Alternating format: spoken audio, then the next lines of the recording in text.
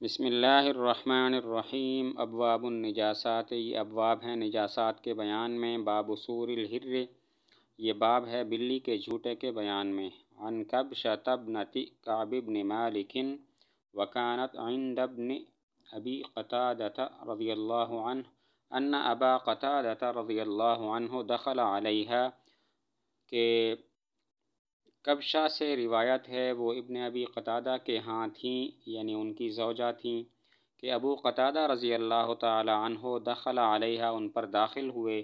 قالت، کہتی ہیں، فسبقت له وضوءا، میں نے بہایا ان کے لیے وضو کا پانی۔ قالت، تو وہ کہتی ہیں، فجاءت حرۃ، آئی ایک بلی، تشرب، پینے لگی، فاصغى لها الاناء، تو انہوں نے جھکا دیا اس کے لیے برتن کو، حتی شربت، حتیٰ کہ اس نے پی لیا۔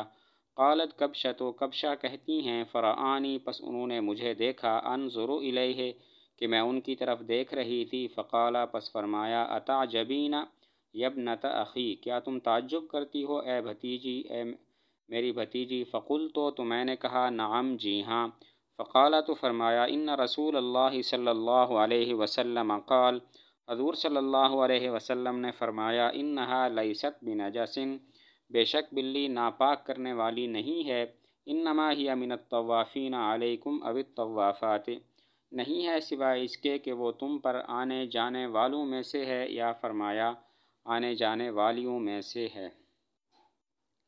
وعن داود بن صالح بن دینار التمار عن امہ، داود اپنی والدہ سے روایت کرتے ہیں، ان مولاتہا، کہ ان کی مالکن نے، ارسلتہا بحریست الی عائشہ رضی اللہ عنہا، ان کی مالکن نے انہیں بھیجا ایک حلوہ دے کر حضرت عائشہ رضی اللہ تعالی عنہا کے پاس۔ فوجدتہا، تو میں نے انہیں پایا، تصلی، نماز پڑھتے ہوئے، فاشارت الیہ، تو انہوں نے میری طرف اشارہ کیا، ان ضعیہا، کہ اس کو رکھ دو، یعنی نماز پڑھ رہی تھی، عمل قلیل کے ساتھ یہ اشارہ کیا جس سے نماز فاسد نہیں ہوتی، یا مراد ہے کہ نفل پڑھ رہی تھی، سلام پھیرا اور مجھے کہا کہ اس کو رکھ دو، پھر وہ نماز میں مشغول ہو گئیں۔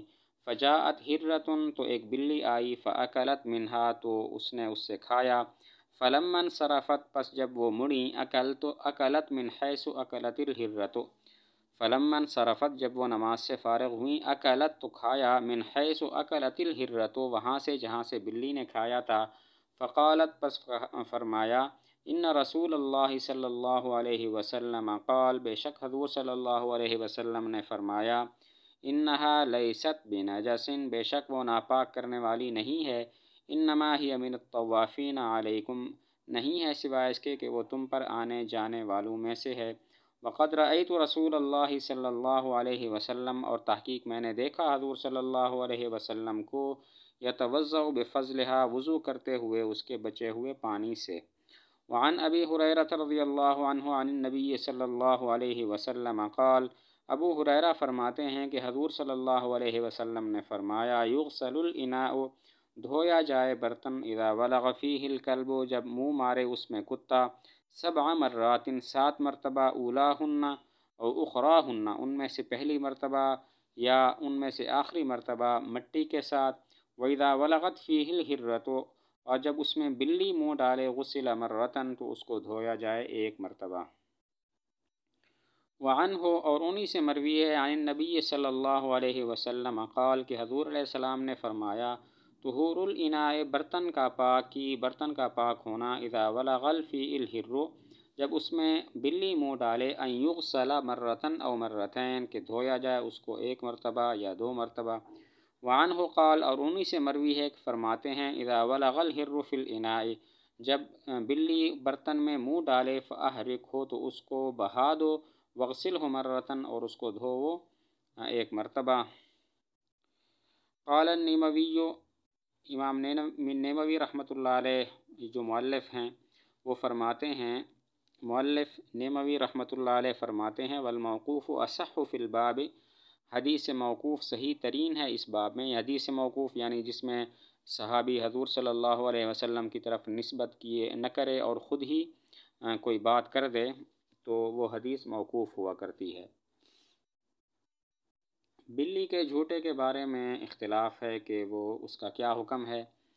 تو ائمہ ثلاثہ اور صاحبین فرماتے ہیں کہ بلی کا جھوٹا پاک ہوتا ہے، جبکہ امام صاحب رحمۃ اللہ علیہ فرماتے ہیں مکروہ ہے۔ پھر ایک قول کے مطابق مکروہ تحریمی ہے اور ایک قول کے مطابق مکروہ تنزیہی ہے، اور یہ بھی تب ہے کہ جب دوسرا پانی بلی کے جھوٹے کے علاوہ موجود ہو۔ اگر موجود نہ ہو، صرف یہی بلی کا جھوٹا ہو، تو یہ مکروہ تنزیہی بھی نہیں ہے۔ بلی کے جھوٹے کا حکم کیا ہے؟ ائمہ ثلاثہ اور صاحبین فرماتے ہیں کہ یہ جو ہے پاک ہے۔ ائمہ ثلاثہ امام شافعی، امام احمد بن حنبل، امام مالک اور صاحبین فرماتے ہیں کہ بلی کا جھوٹا پاک ہے، جبکہ امام صاحب رحمۃ اللہ علیہ فرماتے ہیں کہ مکروہ ہے۔ پھر ایک قول کے مطابق مکروہ تحریمی ہے اور ایک قول کے مطابق مکروہ تنزیہی ہے، اور یہ بھی تب ہے کہ جب بلی کے جھوٹے کے علاوہ کوئی دوسرا پانی موجود ہو۔ اگر کوئی دوسرا پانی موجود نہ ہو تو پھر یہ مکروہ تنزیہی بھی نہیں ہے۔ صاحبین اور ائمہ ثلاثہ کی دلیلیں چند احادیث ہیں۔ نمبر 1، کبشہ فرماتی ہیں ابو قتادہ ان کے پاس آئے تو میں نے ان کے لیے وضو کا پانی بہایا، ایک بلی آئی، وہ پانی پینے لگی تو انہوں نے برتن اس کے لیے جھکا دیا تو بلی نے پانی پی لیا۔ کبشہ کہتی ہیں کہ انہوں نے مجھے دیکھا کہ میں ان کی طرف دیکھ رہی ہوں، تو ابو قتادہ نے کہا کہ اے بھتیجی کیا تم تعجب کر رہی ہو؟ تو میں نے کہا جی ہاں تعجب کر رہی ہوں۔ تو فرمایا کہ حضور صلی اللہ علیہ وسلم نے فرمایا انہا لیست بنجس، یہ بلی ناپاک کرنے والی نہیں ہے، انما ہی من الطوافین علیکم، یا فرمایا کہ الطوافات علیکم، کہ تم پر آنے جانے والوں یا آنے جانے والیوں میں سے۔ اس حدیث سے معلوم ہوتا ہے کہ بلی کا جھوٹا پاک ہوتا ہے۔ دوسری دلیل بھی ایک حدیث ہے، داؤد اپنی ماں سے روایت کرتے ہیں کہ ان کی مالکن نے انہیں حلوہ دیا کہ یہ حضرت عائشہ رضی اللہ تعالیٰ عنہ کو دے دو۔ تو یہ فرماتی ہیں میں آئی تو حضرت عائشہ رضی اللہ عنہ نماز پڑھ رہی تھی، انہوں نے مجھے اشارہ کیا کہ اس کو رکھ دو۔ بلی آئی اور اس نے اس حلوہ سے کچھ کھا لیا، تو جب یہ نماز سے فارغ ہوئیں تو وہاں سے کھایا جہاں سے بلی نے کھایا تھا، تو پھر فرمانے لگی کہ حضور صلی اللہ علیہ وسلم نے فرمایا بلی ناپاک کرنے والی نہیں ہے، انما ہی من الطوافین علیکم، یہ تو تم پر آنے جانے والوں میں سے ہے۔ تو ان دو حدیثوں سے معلوم ہوتا ہے کہ بلی کا جھوٹا پاک ہے۔ امام صاحب رحمۃ اللہ علیہ کی دلیل بھی چند احادیث ہیں۔